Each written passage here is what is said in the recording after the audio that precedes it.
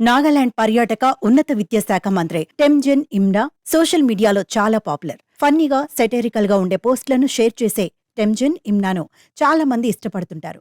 తన ఆలోచనలను ఫన్నీగా చెప్పడానికి, తన రాష్ట్రాన్ని ప్రమోట్ చేసుకోవడానికి ఇమ్నా విభిన్న పద్ధతులను ఆశ్రయిస్తుంటారు. తాజాగా ఆయన ఎక్స్ లో షేర్ చేసిన ఓ వీడియో చాలా మందిని ఆకట్టుకుంటోంది. వైరల్ అవుతున్న ఆ వీడియోలో టెమ్జెన్ ఇమ్నా ఓ చెరువులో చిక్కుకున్నారు. బురదతో నిండిన చెరువు నుంచి బయటపడటానికి ఇమ్నా కష్టపడుతున్నారు.